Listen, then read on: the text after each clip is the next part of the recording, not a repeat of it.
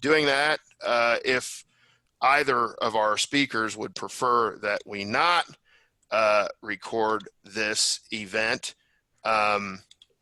just let me know, or not post it. Let me know, and we won't post it. But it's something that we like to do if we're able. Here is also the Econ Club attendance sheet, which we would appreciate everybody to sign in for. If you don't mind, just let us know your email if you want to be added to our listserv. And if you're interested in meeting with these speakers on Monday, we have Miguel from 4 to 5 and David from 5 to 6, I believe. And we'll be happy to, they'll be happy to speak with you kind of in reflection on what we have tonight. Brock is going to introduce our speakers, but I wanted to give just a brief overview of the discussion that we're hosting and what we've done in the past. This is something we've done for about 10 years here. We've had just a tremendous number of very highly respected, well-published economists speak about a variety of issues. We have had some years where it's been a reasonably contentious debate. This year, we're calling it a discussion, and we're going to have a discussion on school choice. We always kind of defer to the speakers in terms of the format and things of this nature. Both speakers have agreed that they'll have opening comments of about 10 minutes. And that's fairly loose, but if we get to 10 minutes, Brock or myself will let them know that we're at that point, and then open it up for questions from all of you. And school choice is an extremely interesting, kind of multifaceted topic that can go a number of different directions. Let me think what else. We have, yeah, I mean, that's kind of, I guess that's really, oh, and again, both speakers agreed that it would be best just to speak as opposed to present. So we're not going to do PowerPoints and things like that. That was the other thing that I wanted to mention. And we're really thrilled to have such highly regarded economists join us tonight. But I am going to stop here and turn it over to our Econ Club President, Brock, to introduce both speakers.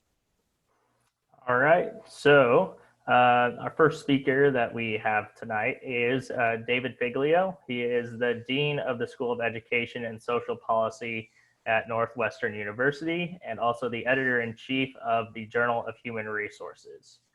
And our next speaker is Miguel Urquiola, the chair of the Department of Economics at Columbia University, as well as the author of the book Markets, Minds, and Money on Why American Universities Do So Strongly in Research. So I will turn it over to and our Brock, speaker. why don't you make the determination of who can speak first? We'll just give you the power. Oh, okay. I guess Mr. Figlio, if you'd like to go first. Well, first of all, everybody, thank you so much for the invitation. I have to say, I mean, for many reasons, I wish we were all physically together right now. This is a situation unlike any that I think anybody has experienced before. And I actually have a personal reason in addition to the fact that I wish that we could like shake your hands and that type of thing, which we'll do eventually. And that is, I do have a little bit of a K-State connection myself. My ex-wife, but that's okay. My ex-wife is a K-State grad. She actually also, after she graduated from K-State, she was a journalist, and she her first reporting job was with the Manhattan Mercury. So during the time that she and I were together, I made it to the Little Apple a few times, and was always fun. It was always fun to go and visit. And I haven't been there for a very long time, but it would have been fun to go.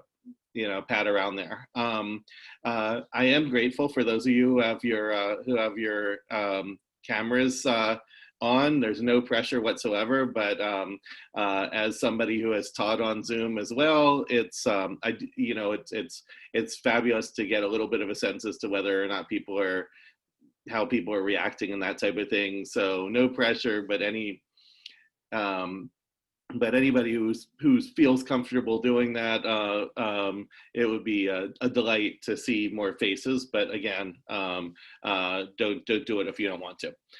All right, so Miguel and I, as Dan mentioned, I mean, I'm fine with you calling me David, by the way. Miguel and I think are, a debate would be the wrong word to use to describe this. However, do please mute yourselves. So show your faces if you want, but please mute. So Miguel and I think, probably agree on about 90% of what we're going to be talking about tonight. So as a consequence, if you were looking for a fist fight, that's probably not going to happen. However, I think that we do have slightly different takes on the evidence in places, and it'll be kind of curious to see where things come down in terms of things that I upweight, things he upweights. So that'll be a lot of fun. We've never had this conversation in real time before. So I thought maybe I might start by laying out, why we're talking about school choice and why economists are interested in school choice, and why it's an interesting set of policies to think about. And so I think for that, it's right. I mean, for every single thing we do in economics and policy analysis, we're always interested in, thinking about what are the benefits, what are the costs. So, what are some possible benefits of school choice? Well, people make, there really are both equity and efficiency arguments for school choice. And these arguments are, and of course it's up to the research to see, how these things play out in the data, right? So a main efficiency argument, right, is that people, public schools are local monopolists, right? And so if your residential location determines your schooling, then it can become pretty costly for you to end up changing schools. And so, if, TBU, there's not very much opportunity for TBU choice because as a, it's if you want to change your residential location, there's massive amounts of frictions involved there. You have to pay a large amount of money. It's a real drag to change residential locations. And so if schools don't feel a huge degree of need to be competitive with one another because it's difficult for people to reoptimize, then that may put a drag on the degree to which schools are going to be effective. Now, of course, right, one could make the argument that that of course when people move to it, when people are thinking about where to settle, well, they're considering a bunch of different places, and so it's not as if schools have, they face zero competition even in this kind of pure world. But that's one argument, is kind of an efficiency argument. And even if public schools are productively efficient, then it could still be the case that people are mismatched to their local public schools for a number of reasons, right? And so increasing school choice could lead to improvements in both productive efficiency as well as allocative efficiency. Now, there's an equity argument, of course, as well for school choice, and that is that, so I live in Evanston, Illinois. There are 200 separate school systems in the Chicago metropolitan area. I can afford to buy into any of those 200 public school systems. And so for me, right, when I moved to Northwestern 13 years ago, I could think about a whole bunch of different possibilities when I was making my decision as to where to go to the combination of residential location and schooling for my kids. Well, there are a lot of other families who don't have those options. They have many fewer resources, for example, or maybe they are from groups such as African Americans who have been historically forced into some neighborhoods, but not in other neighborhoods. And so an equity argument for school choice is this notion that some families have the opportunity to to match their children to schools more than other families do because of history, because of other types of structural institutional limitations, because of resources. So those are what I would argue are the biggest theoretical benefits of school choice. Then there are also a lot of theoretical costs associated with school choice, right? So one cost associated with school choice is something where, here we were talking about these positive efficiency gains, perhaps, that might happen, but there could also be, and possible equity gains, but there could also be equity losses. So one thing that people often talk about as a possibility is this notion of so-called cream skimming, right? And the idea behind cream skimming is, suppose that only some sets of students, some sets of kids or families end up either taking advantage of school choice or being admitted into schools of choice, be private schools or other, public schools of choice, for example. Well, you could also imagine, right, that if enough affluent and high achieving students and families leave the public sector, this could also reduce public support for public schools in general. And if that reduces public support for public schools, you might end up seeing these declines in resourcing of public schools.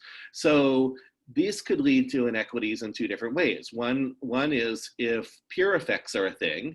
And by the way, I recognize I'm using some jargon. I've just talked about allocative productive efficiency. I've talked about peer effects. I've talked about Tibu choice. Please tell us if these words, any of these words that you want more explanations for. I'm so sorry about that, but it's the end of the day. So peer effects are just this notion that the people who are in your classroom, in your school with you, might affect you. And there are some models of peer effects which might indicate that if certain sets of students leave the public sector to go to the private sector or leave one school to go to another, the students who are so-called left behind might end up being disadvantaged in that regard. And of course, if money matters and school choice leads to a degradation in support for public schooling, then that could be a direct effect too. There's another thing that has nothing to do with economics per se, but I'd be loath if I didn't mention, which is there's a major argument that public schooling helps to guarantee in principle that a certain agreed upon set of skills or knowledge is taught to all students. And so school choice may degrade some of that, aspect of schooling as part of the social contract. People could argue that, reasonable people could argue that that's a negative thing as well. Some people now, we're in a very hyper politically charged environment in which some people might be talking about indoctrination instead. And so that could go the other way. But that's something that I would chalk up as a potential cost of school choice. And then a final potential cost of school choice, and I think I probably might hand it over to Miguel too after that, would be that, choice, if we think about, go back to Econ 101 or whatever you call principles of micro at K-State, right? I mean, let's think about all of our basic models, all the basic models. Well, every one of the models that we talk about for the way in which markets work efficiently involves perfect information, right? Well, what happens if we don't have perfect information? Well, if we don't have perfect information, you could have a situation, first of all, in which there could be a drag on, there could be a drag on the productive efficiency benefits of school choice, right? We could end up in these weird equilibria that actually might not lead to improvements, for example, for the things I was mentioning before. But also, you could end up in a situation in which people might make systematically terrible choices, right? And so, another market-based education reform I spend a lot of time thinking about, and I'm happy to talk about in Q&A if you want, is the notion of school accountability. And that is, okay, well, how do we go, what types of information might help what types of information might hurt. Is information necessary for school choice to be effective? I mean, these are big open questions, but I think they're fundamentally important questions. So I guess that's maybe just laying out some of this. Miguel, along with other friends, Rich Romano and Dennis Eppel, recently wrote what I think is kind of the closest thing to the definitive review of the evidence. So I would propose maybe that Miguel jumps in now and talks a little bit about some of his take, both on things he might want to contradict about what I just said or some of the evidence, and then maybe what I might propose before we go into Q&A might be that I might jump in a little bit and say a few more words about any places where I might disagree with Miguel on evidence, and then we can make it a conversation. How does that sound? I think that sounds great. Yeah. Okay. Awesome. Miguel?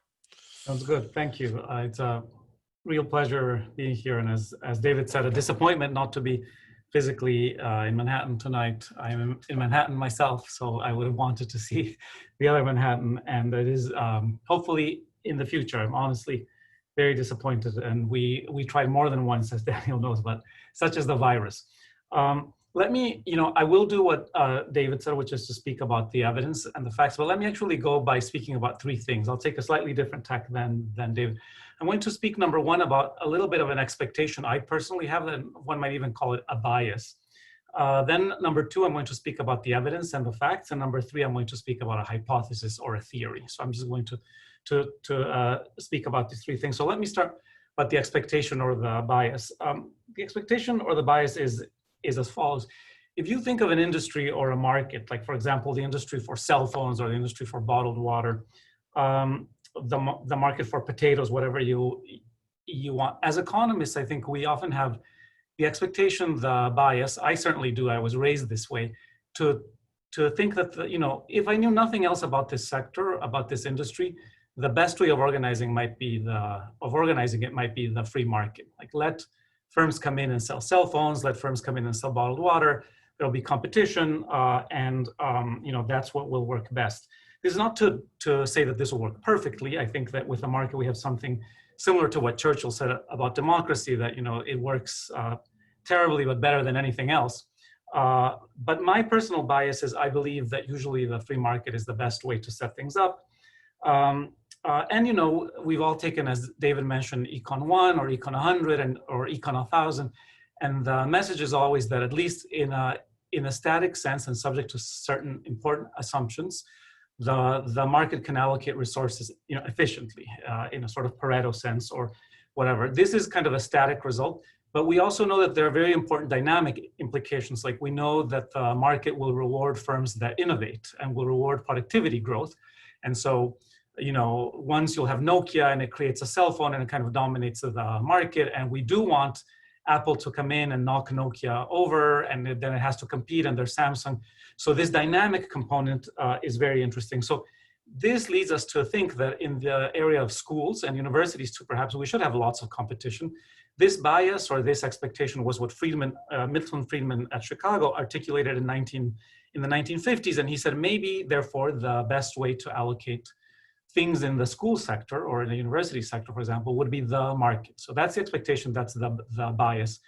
I'll speak for myself without knowing anything more about a sector. I share Milton Friedman's bias. That's how I see most things coming in. Now let's speak about what David wanted me to talk about, which is the evidence. So this is point number two. What has actually happened with this? I would say that the evidence on whether markets work well in this particular sector, which is education, is mixed. And my own sense is that in this particular sector, sometimes markets do very poorly or do poorly relative to what we expect. And sometimes they do very well. Let me give a couple of examples. So Milton Friedman, what did he say? He said you should liberate people from going to the local public school by giving them a voucher, which they can use at any private school. Since he wrote, which is already like 50, 70 years ago, we've been able to test this idea rather well. And what do we find? That lots of times, and by well, I mean we basically can run experiments with vouchers. We've done this in lots of places. Lots of times we give families the freedom to choose a school. We expect that they're going to choose some, so much better in some dimensions that we measure, and this will be important to note. They don't seem to do much better. They choose a school now with their voucher that doesn't seem to teach their kids much more than the public school they were in previously. That's a typical result, is like finding something that, it didn't really do much in one dimension, which we can measure, which is, for example, learning on test scores. That's not to say there aren't areas where it works very well. For example, there are some voucher studies out of the country of Colombia, not my university, but the country, where vouchers do extremely well. So you give families a voucher, they leave the public sector, they tend to go to the private sector, their kids learn a whole lot more, the kids then make more money when they graduate, everything gangbusters. On the other extreme, we have studies, for example, in Louisiana, where you randomly give families a voucher, they leave the public sector, they go to the private sector, their kids learn much less, much worse result. So you can find areas where things don't work well, things where they work well. As Brock mentioned, I've written a book on why the US has the best research universities. And in that book, I actually argue that it's due to the free market. So my sense is that this is one area where the market can work extremely well if as a country you say, I would like to have a set of 100 Research One universities that beats the world. How should I do that? What my book argues is how you should do that is by letting the market operate. And this is how the US has usually approached education. It certainly lets anyone open a college, anyone open a university, has allowed that for decades or hundreds of years. And that has worked out very well if we are interested in that outcome. So basically, when in this point two, which is basically facts or evidence, I think that with choice and with competition, we find a surprisingly mixed bag. And let me add one last thing in the second point, which is something that David mentioned. Since Friedman, we've learned a lot, and we've learned something unambiguous about school choice, which is not so surprising in a way, because it's basically predicted by economic theory, is that when you allow people a lot of choice, and there's nothing a priori good or bad about this, they tend to sort out, right? So basically, people will be like with like. You'll get a fancy school district like Evanston, where there's, where David works, where there's wealthier people. You're going to get universities like Stanford, where there's wealthy people, and you're going to get lots of this sorting. And this has been observed, again and again. I don't think that this is necessary. This is not a priori a good thing or a bad thing. As David said, it could have issues around equity and stuff. It could be a bad thing. It could also be a good thing. For example, presumably the US would not have great Research One universities if it weren't that there is some type of sorting where money and is basically going to a few places. So that's as far as the evidence. So bias, I tend to believe, number one bias, I tend to believe the markets will work really well in almost anything. The evidence in education is much more mixed than I would have expected. I think sometimes the market works really well, sometimes it works poorly. Let me close by giving you a theory or a hypothesis, sort of like what could explain this? Why is this market different from the market for cell phones, or different from the market for bottled water, where I would feel more confident to say there you just want free competition? And I would basically add that there, the stuff I have written on this basically says the following, that a market will work well when consumers like ourselves can observe quality really well, or like we can decide which is a productive firm. So let's say that I ask Brock or I ask Molly, which computer do you buy? And they say I buy, or cell phone. And Molly says I buy a Samsung, and Brock says I buy Apple. I'm sure that each of them can give a good reason for why they prefer that phone. And I think that it will be a very sophisticated reason, actually, that I like Android, Apple works for me. My sense is that when consumers, including ourselves, lots of us, all of us are educational consumers. We've chosen schools. Lots of us, like David, who has children, and I myself have chosen schools more than once, and on top of it for our children. My sense is that as consumers, we have less clear evidence in our mind of what is a productive school or not. We know what a fancy school is, a school like, Northwestern there by the lake. But is Northwestern a school that's highly productive, or is it just does well because of the sorting? And let's not pick on Northwestern as a university, but let's say the Northwestern School District, right? The Northwestern School District does extremely well, and then the question would be: is that because it's such a it teaches so well, or is that because it gets really good kids? This is different from, say, Brock or Molly saying, this phone is good regardless of whether I use it or whether my father uses it. And here I'm assuming that your father is less skilled at using a cell phone. I'm just projecting. And so The problem, I think, becomes that in this sector, we can't observe quality as clearly. And note that this issue that people sort out, that the one thing we know happens when there's free competition in education is that people sort out, that actually complicates our ability to measure productivity well or to observe productivity well.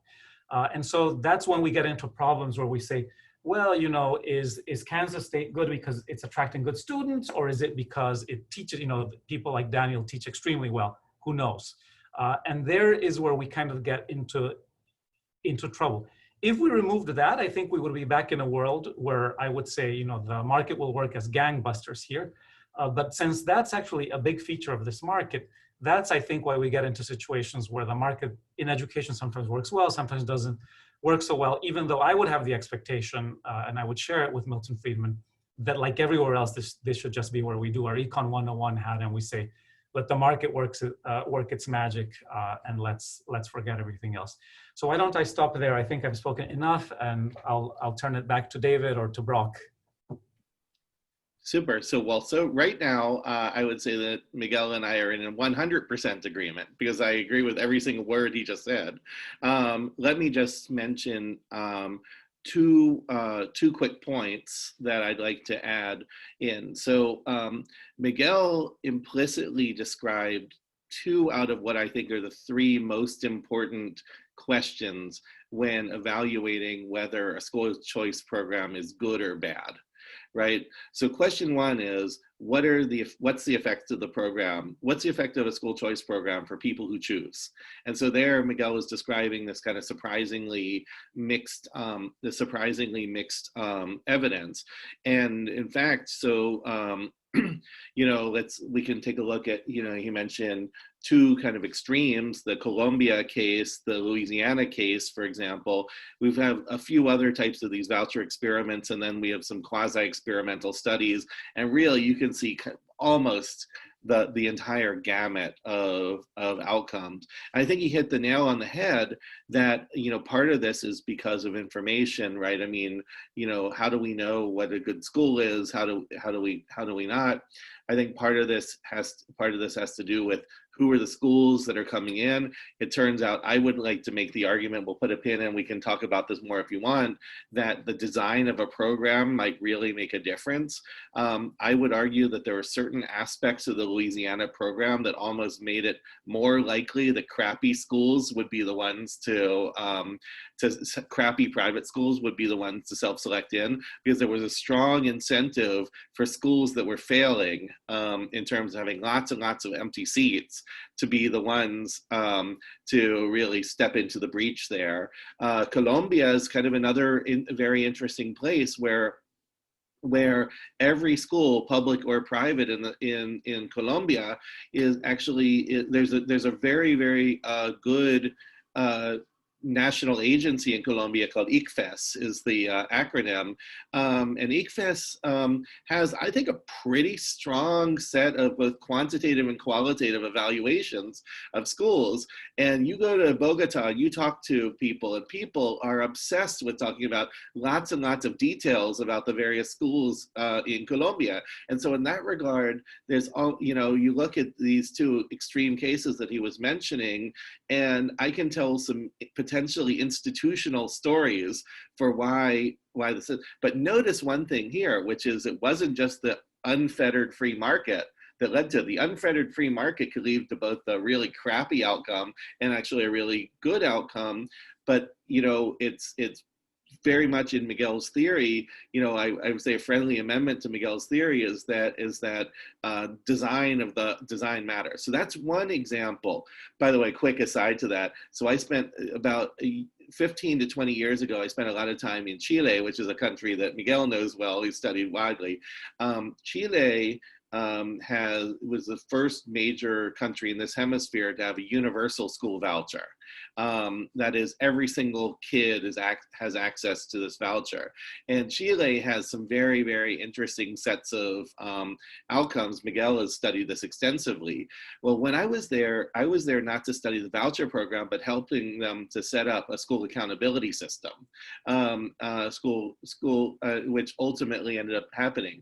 And I visited lots and lots of schools. Well, it turns out that there's one sector of schools in Chile called Escuelas Inglés, English schools. And Escuelas Inglés suck. That's a technical term. They suck. And I know we're being recorded, right? These often were named like Escuela Inglés Mel Gibson and something like that. And basically these were places that were predatory. I would call them, Miguel, you spent more time than I did. I would consider a lot of them to be predatory schools that were preying on. Chile during this time has been this very rapidly, a rapidly developing country. It's an OECD country now, but it went from a place with widespread poverty to being a lower upper income country at this point. And there were a lot of families there who saw English as the mechanism through which their children would have a better life. And there's this sector of schools where their calling card was English, but then you go in and there's no escuela in there. Right? It's just not a good school. So okay, that's one set of questions, right? Who's are the people who choose, are they better off or not? Second set of questions that Miguel touched upon. Do we care about whether or not school choice leads to sorting? We can tell stories that could go both ways. I would say the evidence, I agree with Miguel. I think the evidence is that school choice tends to lead to sorting. To the extent to which we think that's a bad thing for different reasons, that's a knock against school choice. You can tell some stories for where it could be a good thing. Here also, design might matter. For example, we could talk about universal vouchers. We could talk about targeted vouchers. A targeted voucher is a situation in which you give vouchers to people on the basis of some category. That category could be family income. Are you low income? Maybe then you get a voucher. That category could be based on, are you attending a public school that was deemed failing? And it turns out, my read of the evidence, Miguel, you may disagree, but I don't think you will, that targeted vouchers tend to lead to less of the sorting than universal vouchers. And it turns out that there are design features of targeted vouchers that can really make a difference. So compare two targeted vouchers that I've studied in the United States, one in Florida, one in Ohio. Turns out that there's a lot more cream skimming in Ohio than there is in Florida, even though all of the set of students in both of these are poor. Well, why does it turn out there's more cream skimming in Ohio than in Florida? Turns out that there's I believe, a very simple institutional reason. In Florida, you get the voucher, then you choose a school. In Ohio, you choose a school and then you get the voucher. So in Ohio, you go through all this rigmarole to try to figure out what school you want before you know if you're going to qualify for a voucher. Well, who are the people who do that? Maybe they're people who have a very strong motivation to find a new school, for example, or maybe they're people with more information, or maybe people who feel more comfortable stepping in and applying and having their child admitted, or maybe they're people who have money to spare, conditional on being low income. So that's another place where design matters, which again is something that you learn in Econ. Third set of questions, which is something, this is the friendly amendment to what Miguel was saying. Third set of questions is, what's the effects on the public schools? And so it could be the case that you could have a situation in which the students who actually make the choice to go to the private sector crap it up according to our studies. That's another technical term, right? You could make the argument, you could see a place like Louisiana where it looks like the students who actually make the jump from public to private do terrible in reading and math. That's my read of that evidence as well. They do worse than they would have stayed in the public sector. But suppose it turns out that they make the fact that people could take the exit option makes the public sector up their game. Right? That's part of Milton Friedman's argument as well. That gets into some of the things I was mentioning before. We don't know the answer in Louisiana. That study hasn't been conducted in Louisiana. But it is one thing that I would say we're seeing more and more of is I think there's increasing consistency of evidence that when you give families more choice, the public sector raises their game. Is it a ton? I don't think so. I would read it as modest positives, but I haven't seen a good study that shows a negative, that shows the public sector is worse than it was before. And that was by no means guaranteed. All the things I was mentioning before, you could have seen negative outcomes for the public sector. You could see positive outcomes. My read of the evidence, both the papers I've written and papers other people have written, is that public sector actually looks a little bit better after you have a school choice program than it would have otherwise. And that's that's something that I think is useful as we're evaluating a system. Because suppose it turns out, here's a read why maybe these families aren't being dumb, right? I mean, maybe the families, Miguel didn't say they were being dumb, by the way. I want to make sure we're careful. Maybe they were choosing on some dimension that we economists aren't measuring. We're measuring reading and math test scores. Maybe families want to choose on the types of on dimensions that that are hard to measure, and maybe families are making rational choices that we just can't observe.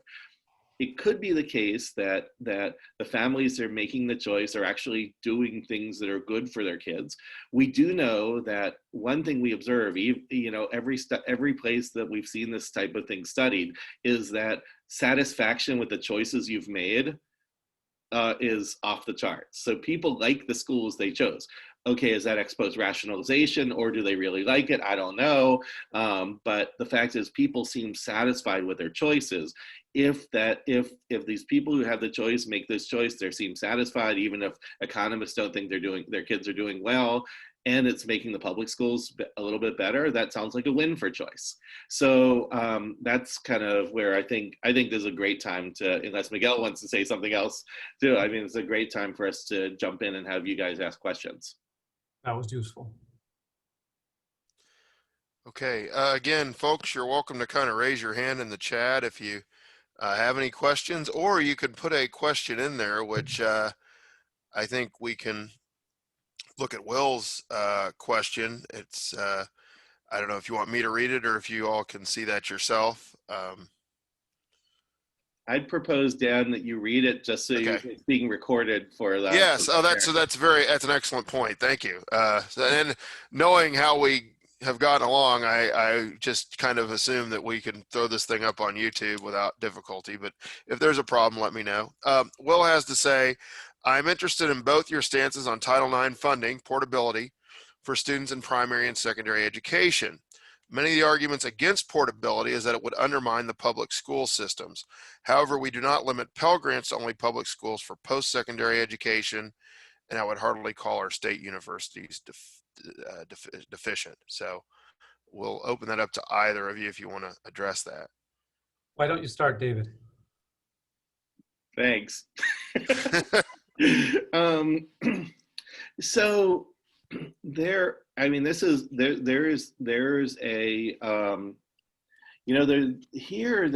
there's a really interesting question, right? Which is, I would argue that portability gets into exactly the types of generalized school choice questions that Miguel was mentioning, right? I mean, if money follows the child, then that's basically a universal voucher. Now you could make the question, I mean, is it public? Is it only public? Is it public or private? There's lots of different approaches for that. Now, I would say that the benefits and costs to that are all the things that Miguel and I have been talking about for the last half hour.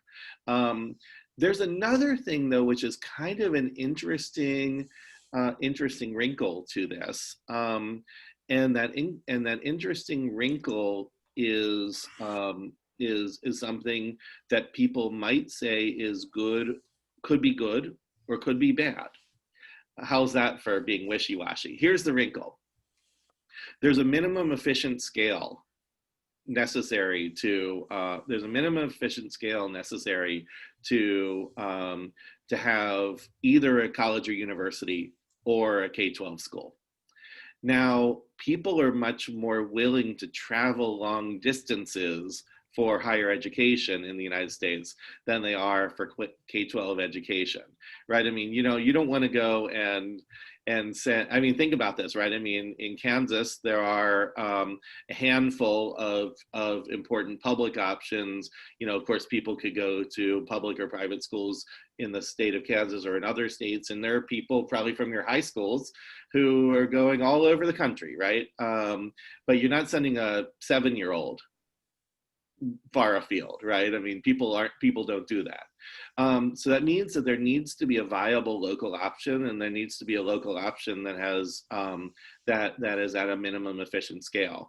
And the biggest argument that I would make that we haven't talked about against portability is this notion that it's kind of, I think it's reasonable for people to argue that it's a necessity to have a viable school close by. Now, some people may disagree. Some people may say that's not important enough, or there are ways we could solve that too. We could solve that if we funded public schools differently. So we fund public schools locally, but suppose we funded public schools centrally. Well, if we funded public schools centrally, then the notion might be, okay, we're going to stand up public schools enough so that we will have a viable school everywhere. This, interestingly enough, is kind of sorta like the starting part of the Chilean voucher system, right? Where I'm looking at Miguel because he's an expert and I'm not on this, but the Chilean voucher system at first, for some period of time, I don't know when that ended, but for some period of time, there was a national guarantee that that school wouldn't close, that the teachers would have their jobs, even if there weren't any students to teach. And the notion there was partially that was to protect that important constituency, but part of that was this notion that in Santiago is everybody's fine, but you get into some smaller communities and maybe you might not actually have a school might not be able to make it in that market. And that's another difference between kind of the Samsung, Apple, Motorola, Nokia thing too, which is that those things those brands are all different substitutes for your cell phone, but a school in a community 40 miles away might not be an adequate substitute for a school in your own community, and we know that could possibly happen. So that's my first reaction. Yeah, let me chime in on this. So I generally think, I don't know the evidence here well, but in general, I would say that I would be personally in favor of portability in the sense that we, as David mentioned, we let things like Pell Grants and other subsidies like that be portable. But as almost always, and David highlights this in this particular market, trade-offs emerge, right? So it is very hard in education to see almost anything where you don't have a difficult trade-off quickly emerge.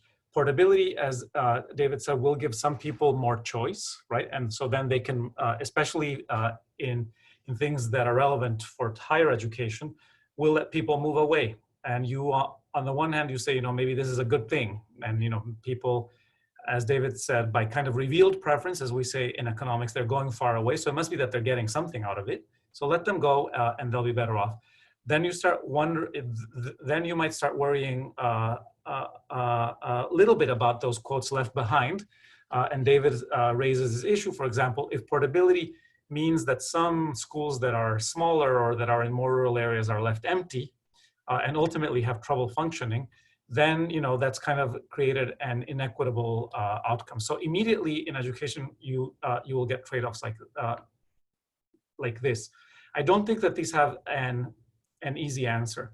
Let me give one more example. So as I mentioned, I've worked on universities and on research universities. And one thing that is true about the US is that what has happened in the last 50 or 100 years, but certainly in the last 50 is that people are much more willing to go to college away from home. This used to not be the case. People went to college pretty close to home, and now people are willing to go far away. This is one form of portability. It's not portability of a subsidy, but it's portability that, you know, I'm paying my money and I'm going to go and move away. What is the feature of the U.S. university system? One feature is it's very unequal. There are some universities that have lots of money, and there are some colleges and universities that have very little money. Even now in the pandemic, we're seeing that, right? There are some, everyone's suffering in the pandemic, but there are some colleges that could close, especially private colleges. And, you know, there are some private colleges that are fine because they're sitting on a large endowment. This is a feature of the US in part because there's a free market, and in part because we facilitated portability, so to speak, that people can move away.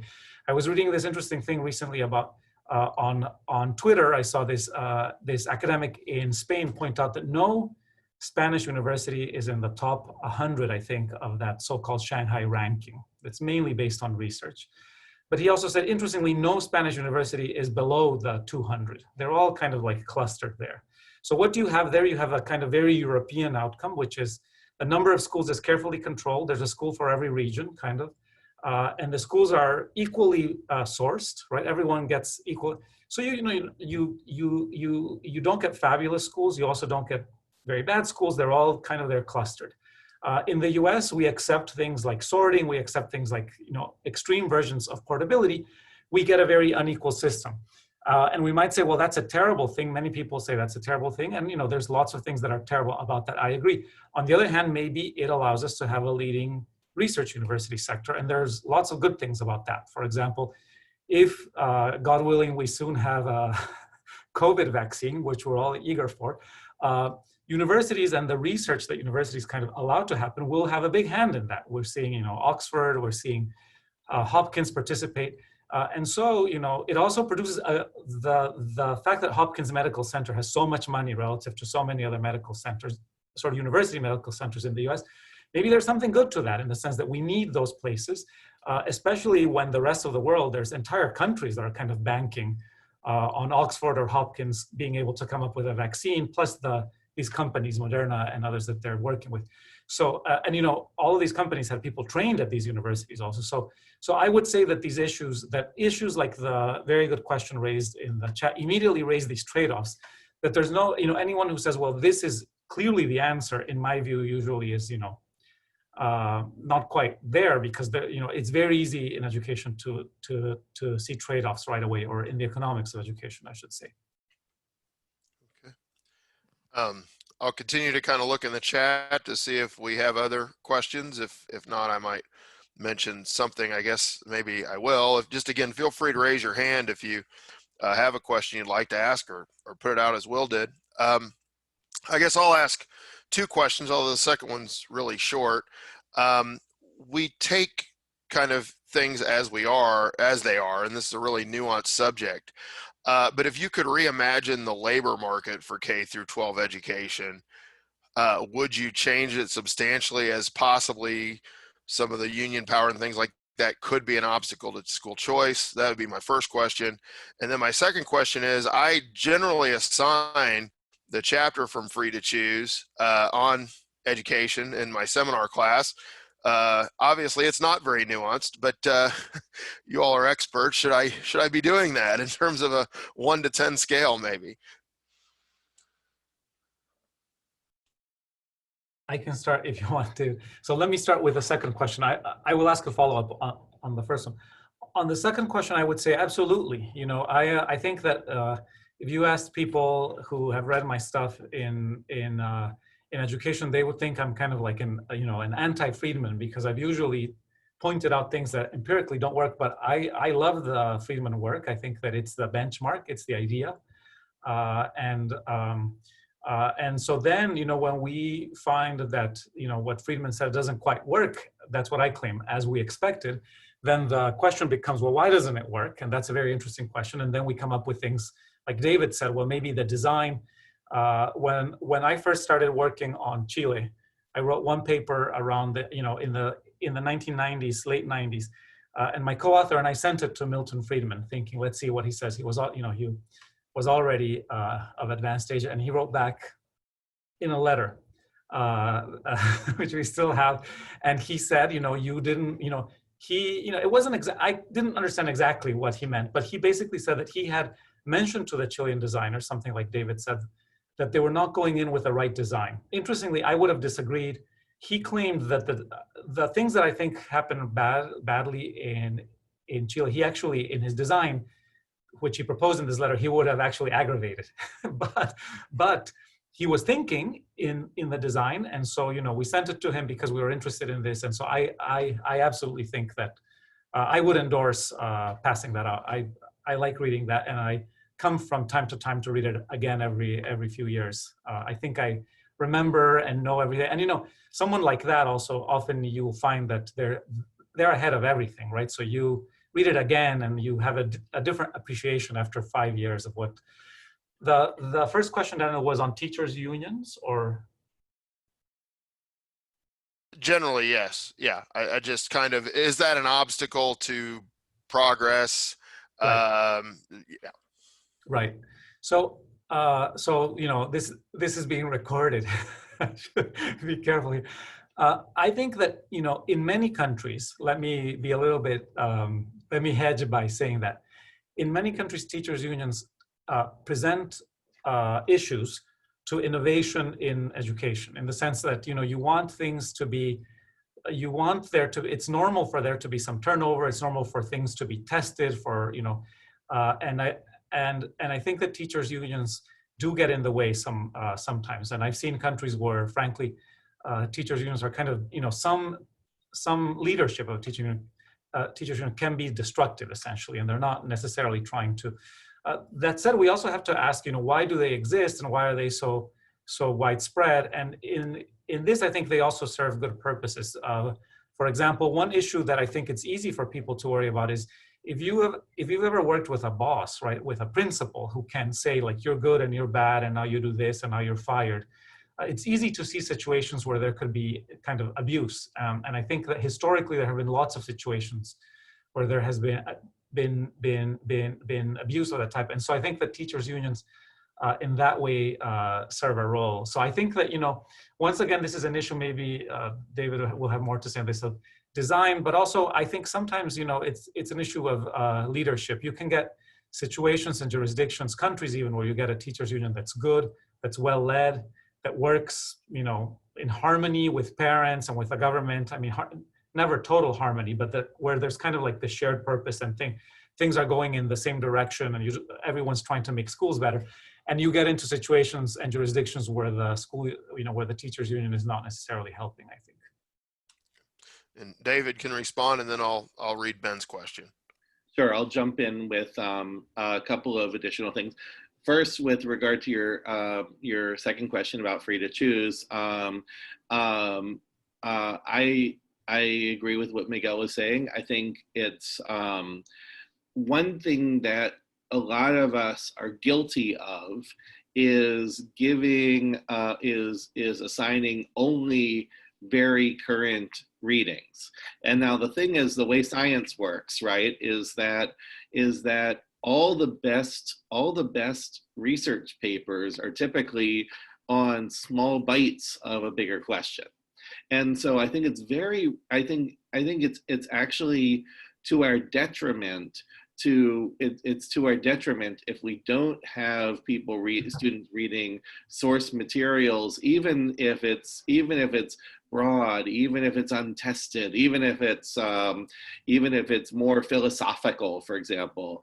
And so I think I love the idea of having students reading some of the, I would call Friedman's book philosophy, right? I mean, it's really it's very much a philosophy book, and I think it's useful because it's laying out so many of the issues. And yes, it comes from a perspective, and it's not perfect. And just like what Miguel says, I mean, it's important for us to start by saying things like, okay, well, fine, let's beat into it. Let's look at the things that seem to be borne out in the data and the things that aren't, and why. So please do keep having students read this. I think it's my own deficit as an instructor that I don't do as much of that as I should. So couple things I'll add on the labor market in K-12 education. There's a couple, so Miguel mentioned one very strong argument in favor of teachers unions. There's another very strong argument in favor that I would mention, and that's that education is fundamentally a matter of team production. So so when we think about things like, okay, there are certain industries where it's extremely easy to measure individual production. There are other industries where it's extremely difficult to measure individual production. I would say teaching is one of those places where it's extremely difficult to measure team production, and just you think there's a massive variation in results, that like what Miguel was talking about with regard to whether kids who participate in voucher programs benefit or are harmed in terms of their reading and math.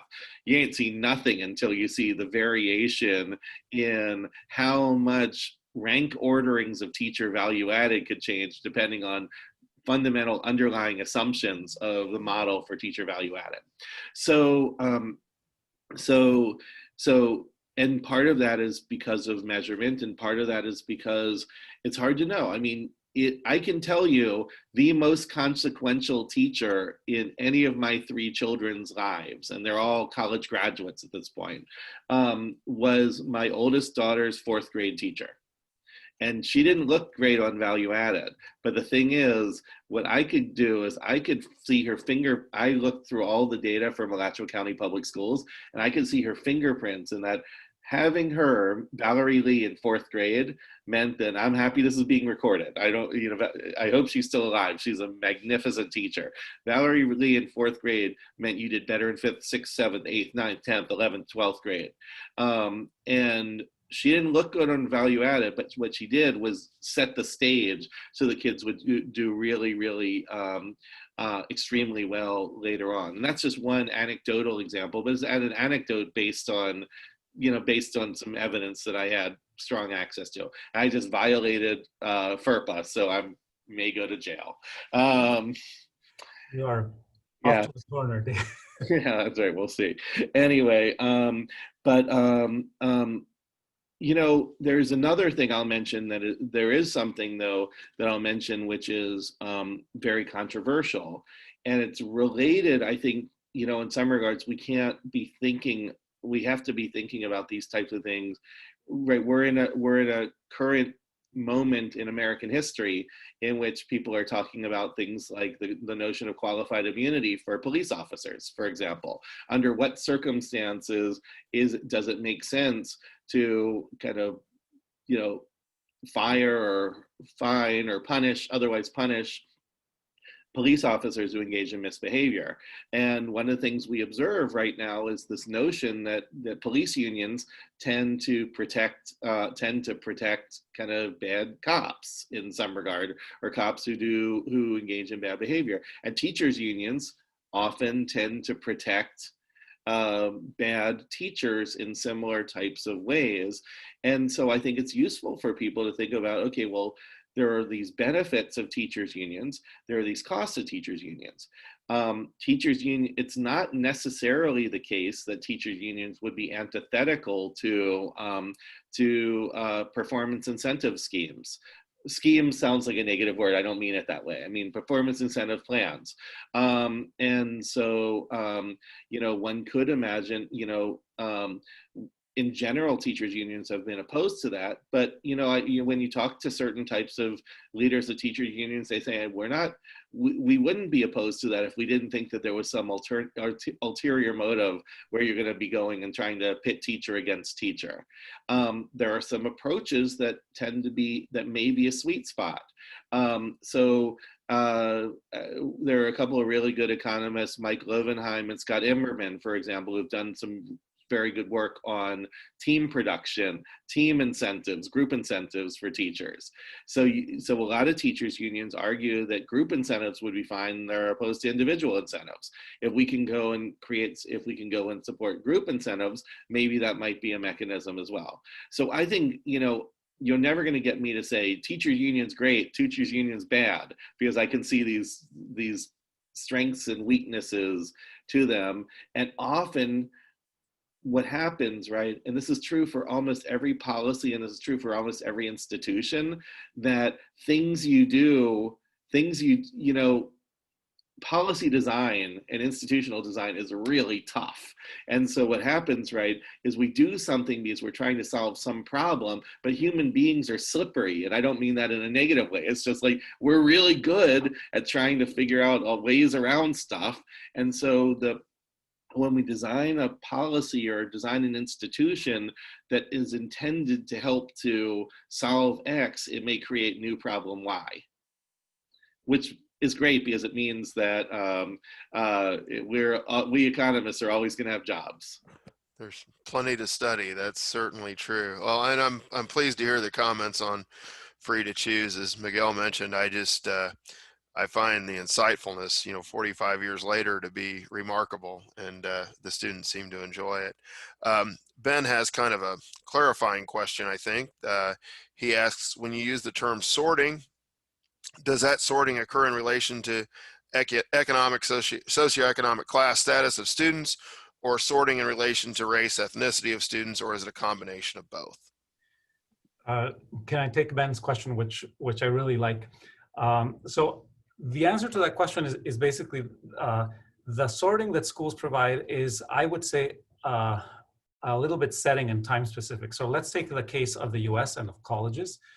I know that Kansas State is one of the earliest schools, public schools that came in under the Morrill Act, which is roughly, contemporaneous with the Civil War.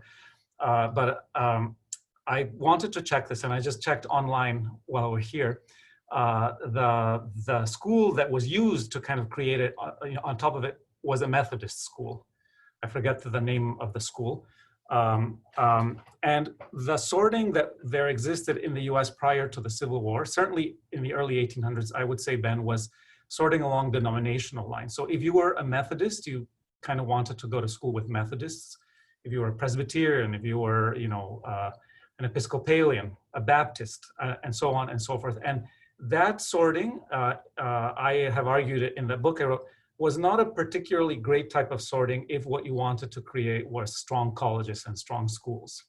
But it was the sorting people wanted, and as Friedman would say, and as David would say, I think this is a free market, and in a free market, households are entitled to obtain what they want. And at that time in the U.S., up to at least around the Civil War, what people wanted, I think, was denominational sorting, and so you saw hundreds of colleges opening precisely to give that kind of sorting. Now, one interesting thing happened in the U.S. Between then and say 1910, 1920, is that how the sorting into colleges began to change. And so there was this not necessarily easy process that changed into the sorting that we see today. So nowadays, for example, there's this kind of nebulous sorting in the US where people apply to college and they're accepted in ways that we don't fully understand. In some places, it's more transparent than in others. At Kansas State, it may be fairly transparent. At Northwestern, it's very non-transparent, I think. I will say that since my daughter applied there, I think it is a standard school in many ways, a private school. And it's hard to understand how you get in or not. I think that the sorting that has emerged at a school like Northwestern is this interesting combination that is along all the dimensions you mentioned. It is ultimately about ability. The kids in Northwestern are very good, but this is correlated with sometimes income. It has an ethnic dimension. It has a geographical dimension. And that's the sorting that we have now. How did this sorting emerge? It's actually interesting. It emerged at places like here at Columbia and at schools like Harvard. Essentially, these schools were open to kids of the denomination that wanted to use them. And they started to have this problem that too many Jewish applicants started coming to Columbia. And so they looked for a place, for a way to, this was a different time in the 1910s, to exclude Jewish applicants and also Catholic applicants. And they said, well, why don't we turn it into a nebulous process whereby you can reject people without necessarily telling them why. That created that type of sorting. So one of the things, and this gets back to the point David made about design, is you can have a system where you get the sorting you want in the sense that it's a sorting that can produce some good outcomes, or you can get a system where you get sorting that you don't like. And there's nothing a priori in the free market that is education that says you will get a sorting that you like. There's nothing that guarantees that either way. Right now, I think that we are in more or less a good equilibrium in the U.S. in terms of generating certain outcomes. That could change in the future. We used to be in a bad one. There's nothing that guarantees. I think I say something. The free market in education is not a guarantee of good performance. In some places it is, in education it's not. And I think that's getting back to Daniel's point where I would part company with Friedman. Friedman is very much, the free market is a guarantee of good performance. In education, I would say that's not the case. I see lots of good things in the market, but and lots of them related to Ben's point of sorting. David, I don't know if you want to add to that or not. It seems. I think that's a great answer. Yeah. I kind of thought that was that wrapped up things in a bow a little bit. We want to encourage as many people as possible to ask questions. We usually do this till about 8:30 or so, and probably focus more on K through 12 or school choice on the questions. So I don't know if anyone out there wants to, students, faculty, anyone that might want to volunteer for a question before we take on something maybe a little more off topic.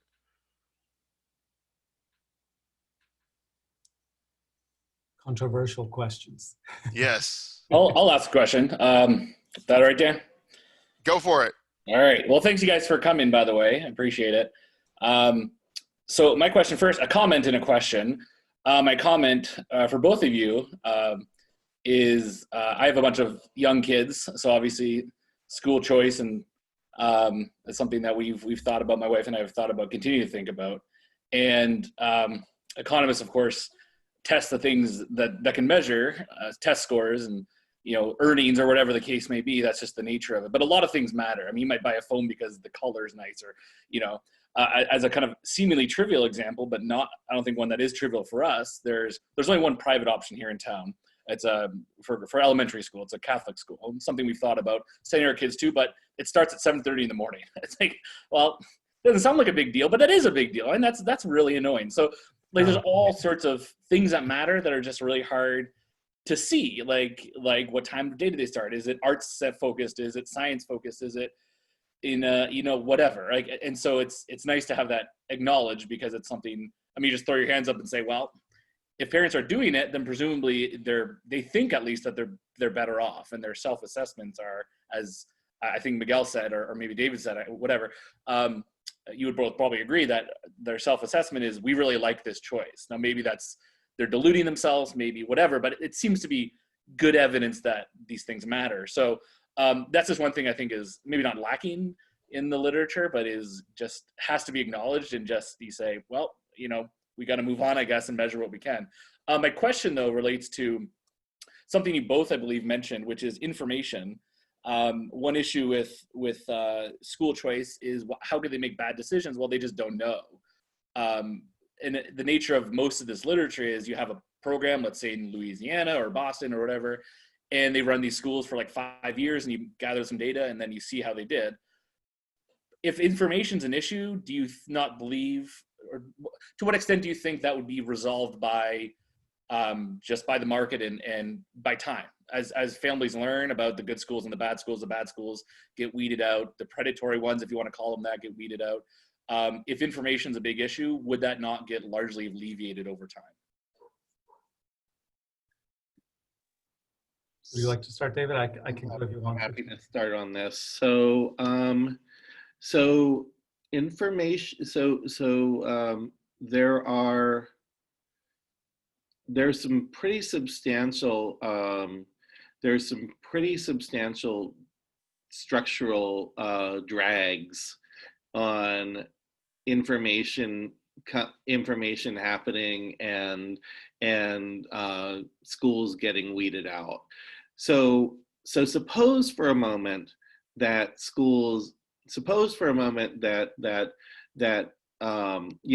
okay, so it could be, what happens if a school that Miguel or I say looks bad based on observables actually still obtains people going there? Okay, so one possibility is the school is actually good on unobservables. People are going to that school because they like things that we're not measuring. And frankly, one of the arguments actually that I would say that a lot of parents say they want these days is they want their kids to go to schools where testing is less of a focus, and in the public sector, testing is a huge focus. Partially, it's because the same people who argue for school choice also argued for massive amounts of testing in the public sector too. That's a topic for another. That's a topic for another day. Monday, I'm more than happy to dive right into that.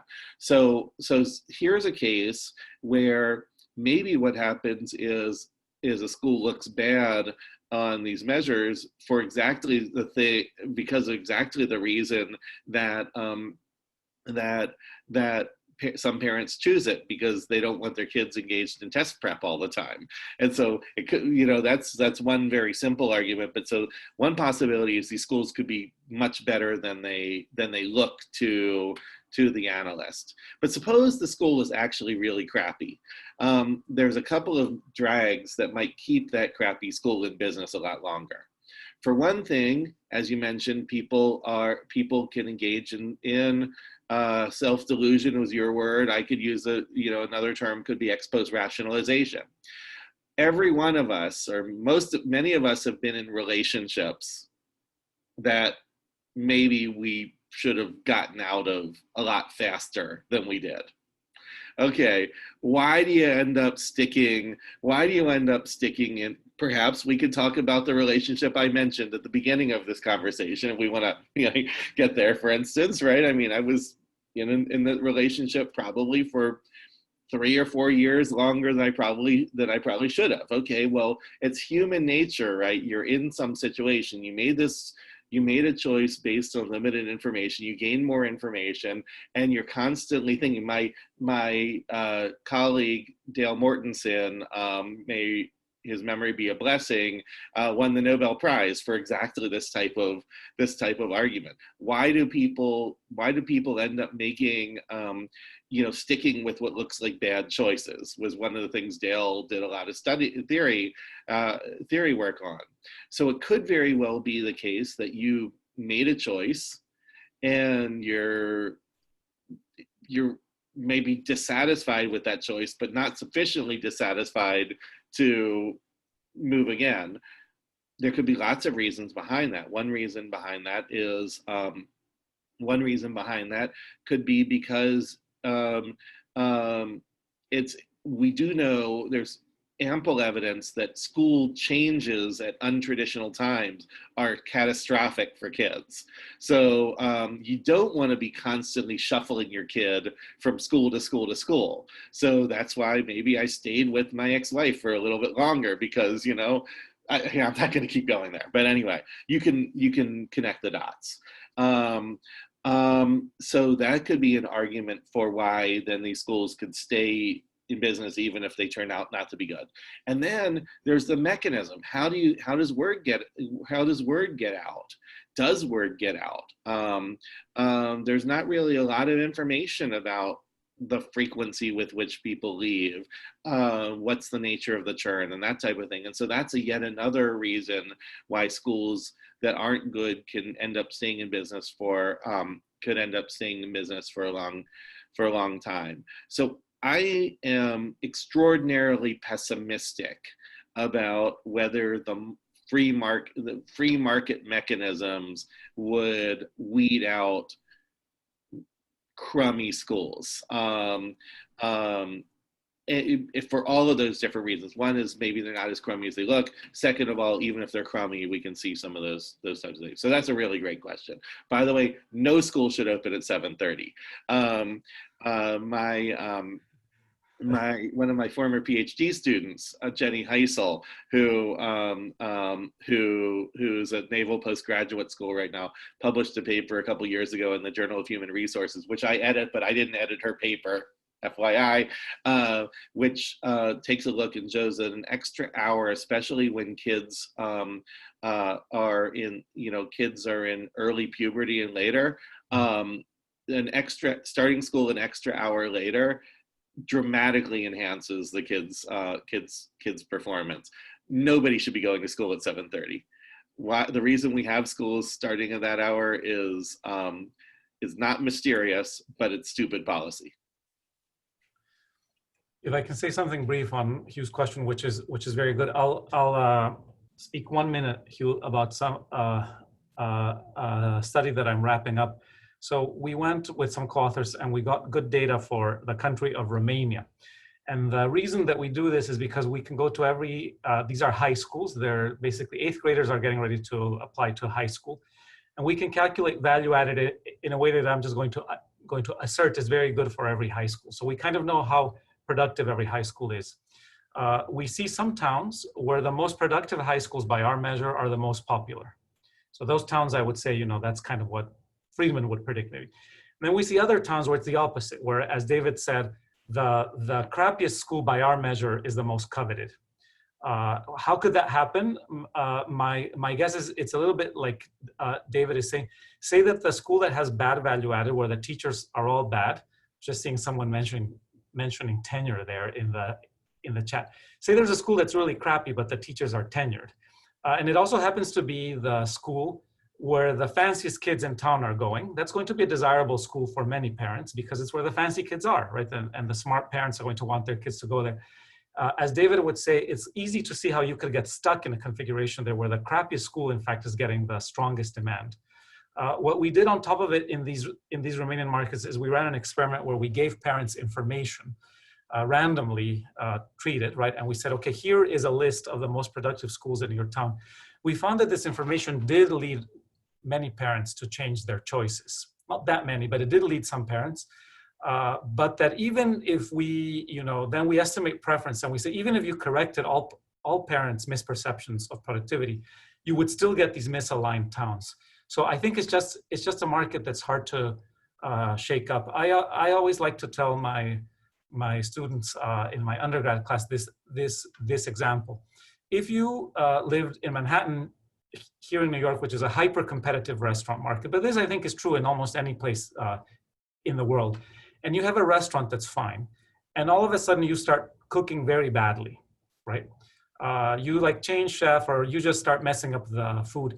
In Manhattan, you won't last 3 months, basically. You could have had this restaurant that was there for years and years. You start cooking badly, you'll be dead very soon. With schools and with universities, I think this need not be the case. You can have a mismanaged university for decades. And schools that, you know, can be badly run and just stick around. And I think it basically speaks to stickiness in our market that doesn't exist in other markets that makes it less nimble in that way, and that's an issue. Let me finish by saying I agree with the 7:30 comment. That's some type of weird Catholic selection going on. I was raised Catholic, so I'm going to take liberty to say that. That's a terrible idea, but I could see it happening. Yeah. Okay. As I mentioned, as you may have seen, if you do want to see our other videos, I finally got those posted, and I think everyone signed up on the comment and on the sign up sheet. But if you haven't done so, please let us know that you were here. We like to keep record of all that. We probably have time for one more question if we have one from the audience that somebody wants to address, because I don't know if both speakers want to get it. Again, because it is a discussion, not a debate, it's probably less necessary to have closing remarks, but yeah, we'll kind of open it up to the audience if there's anything that folks want to address that hasn't been addressed.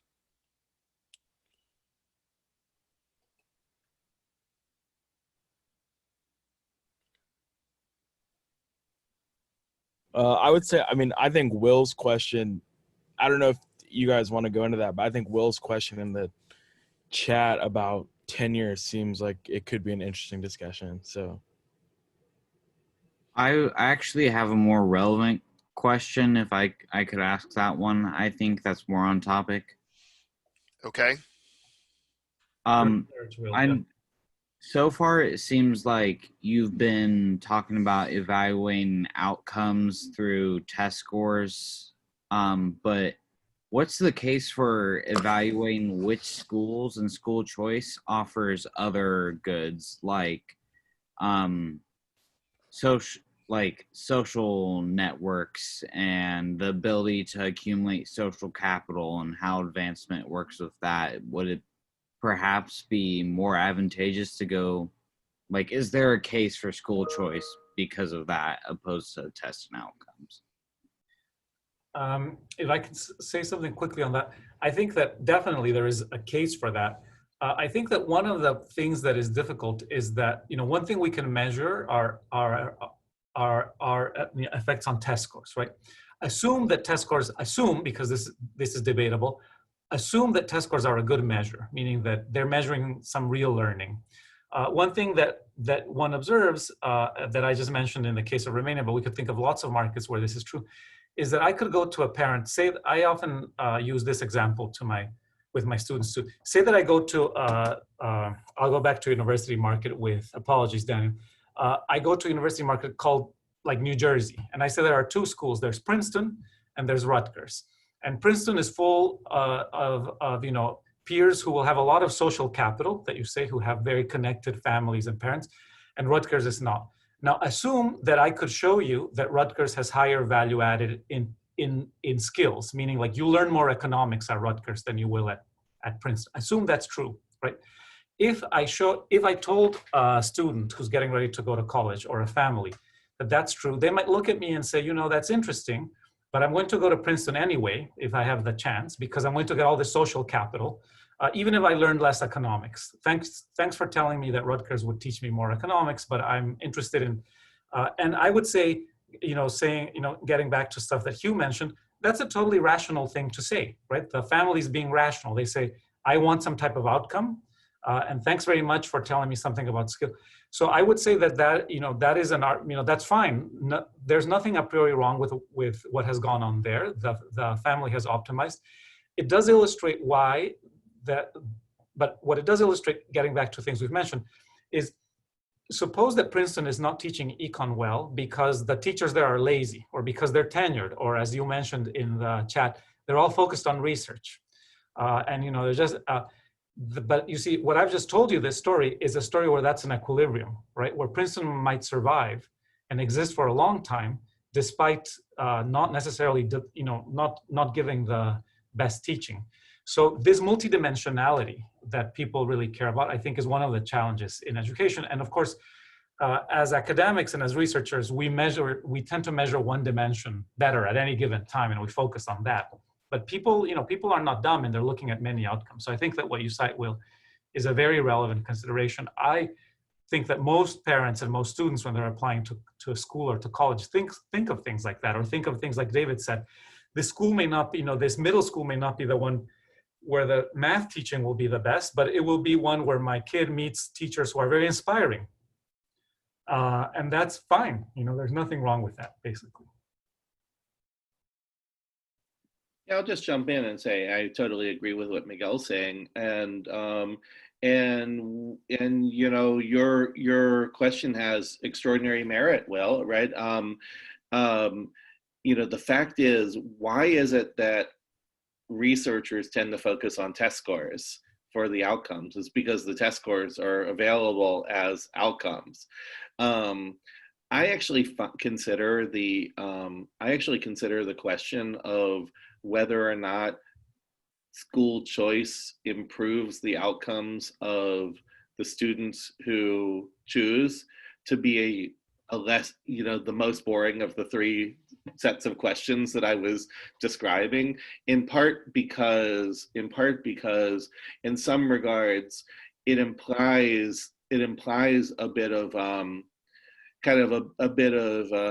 arrogant paternalism on the part of the researcher, that we happen to know what it is that people actually, what people really care about, or what's good for people, right? And so that's why I actually find the two other sets of questions, the one about sorting and the one about competitive effects, to be more interesting, substantively interesting research questions, even if they're harder to measure. That doesn't mean that it's not meritorious to look at that question about what's the effect of choice for people who choose, but just it's less interesting. There is some increasing evidence. You have to wait a lot longer, but we're starting to see some research evidence, for example, in the United States regarding things like post-secondary success. So maybe what happens is maybe we don't care about test scores, but maybe you care about are people more likely to go to college or succeed in college, for example. Of course, Miguel was talking about the Colombia case where you can look way beyond that and follow people into the labor market as well. We haven't yet seen that in US studies. But so I think it's important for us to be looking at things like, do people go to college? Do people succeed in college? There's a very limited piece of evidence, a bit of evidence so far, but I think important and interesting evidence about whether or not going to private schools makes you more charitable. So there's exactly one good research paper on this. This is a study in, it's a study in by Eric Bettinger and some others I can't remember the name of the town in Ohio yet right now, but there was some evidence about that shows that going to a private school makes kids more charitable. And so that's an outcome that we care about, especially since people sometimes make these arguments that going to a private school might make you less pro-social. For example, here's an example, one piece of evidence that makes you more pro-social. We always have to be, I never want to hang my hat on a single study. I never want to hang my, there's questions about internal and external validity that we could talk about for hours, and I'm not going to talk about for hours because I'm hungry. There are, but I mean, those types of things. So I think that it's really important, from the point of view of from the point of view of research, to be humble with the extent to which we really can generalize our research, and from the point of view of consumption of research, to know, okay, well, what does this say? What doesn't it say? And how can we, what information would I really like to have that I wish that we could have seen? And that gets into those questions, because there's never been a research study that's fully persuasive on any topic. Okay. I suppose, as David mentioned, we're nearing the hour and a half mark. I guess I would ask both speakers if there's something was kind of left on the table that they wanted to address that they didn't get an opportunity to do so, instead of having closing statements. And I'll ask that, and then we may kind of wrap things up. As a matter of fact, you're getting my first reaction ever, because I finally, either my Zoom updated or I found the little place on Zoom where I can finally give someone a reaction. So our audience may either clap or do the same when we're done. But yeah, would either of you like to say any other closing comments, I guess? I don't think so. Just thanks for the fun questions and the excellent questions. And this was a fun discussion. Thanks, David. Thanks, Daniel. Yeah, no, I had a good time. Will, I'll happily take up your tenure question on Monday. We should make sure, because we have these time zone things going on. Yes. Who's doing which one when? I know there's one of us is coming at 4 and the other at 5, or what's? Yes. My impression is, and we may as well tell the audience this, because probably most people want to speak to both of you, but they may have a preference or a time commitment. Yes. I had you scheduled, I think, David, for 4 p.m. Central Time on Monday, and Miguel for 5 p.m. Central on Monday. And those usually go anywhere from 30 to 45 minutes, but with our audience, we may fill the whole hour, it seems like, so which would be a great thing. So I'm at 5 p.m. Kansas time. Kansas time on Monday. That's what we have. And it'll be the same Zoom location that goes for everyone. My personal Zoom room. I'll be here observing and maybe piping in with some comments from time to time. But yeah, I would just like, on the behalf of Brock and the club and our faculty and students, to thank both of you. This has been an outstanding conversation, and we appreciate everybody's attention and time, and we hope to see many of you on Monday. We hope to see many of you at our next debate watch party on the 22nd, which, as our observers can tell, it's a very polite group. We all got along great at the last one, which is more than we could say for the participants. So yeah, thanks everybody, and I hope everybody has a great night. Excellent. Good night, everyone. Thanks. It was, thanks for inviting us. It was really a lot of fun. Thank you.